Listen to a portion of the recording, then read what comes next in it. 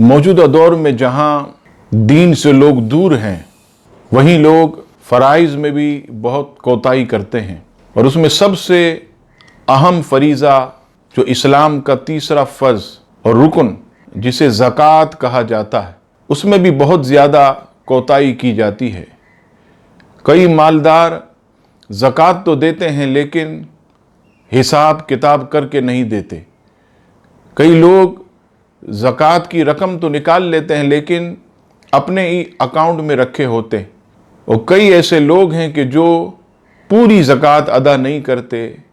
یاد رکھیے گا کہ زکوٰۃ کا یہ حکم قرآن و حدیث میں ہمیں دیا گیا، اور میں مختصر آپ کے سامنے 2 آیات اور احادیث اس کے متعلق پیش کرتا ہوں۔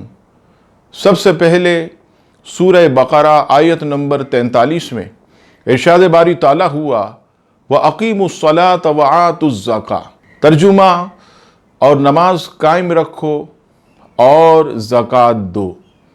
اب آئیے دوسری آیت سورہ توبہ آیت نمبر 103، ارشاد باری تعالیٰ ہوا خُذْ مِنْ أَمْوَالِهِمْ صَدَقَةً تُطَهِّرُهُمْ وَتُزَكِّيهِمْ بِهَا، ترجمہ اے محبوب ان کے مال میں سے زکوٰۃ تحصیل کرو جس سے تم انہیں ستھرا اور پاکیزہ کر دو۔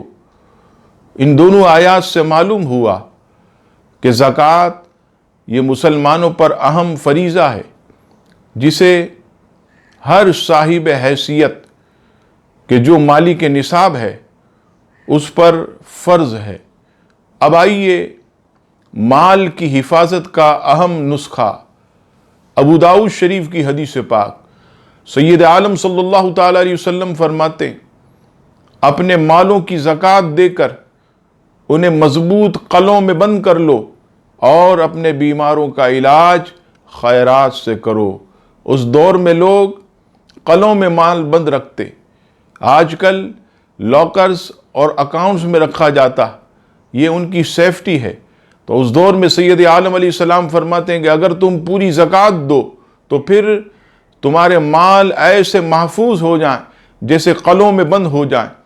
اب آئیے جو ادھر ادھر مال ضائع ہوتا، جو نقصان اور ٹوٹا ہوتا، مجمع الزوائد کی حدیث پاک حدیث نمبر 4335، سید عالم صلی اللہ تعالیٰ علیہ وسلم نے ارشاد فرمایا خشکی اور تری میں جو مال ضائع ہوا ہے وہ زکوٰۃ نہ دینے کی وجہ سے ضائع ہوتا ہے۔ اس سے پتہ چلا کہ مال کی زکوٰۃ دینا یہ مال کو نقصان سے بچا لیتا ہے، مال کو ضائع ہونے سے بچا لیتا ہے۔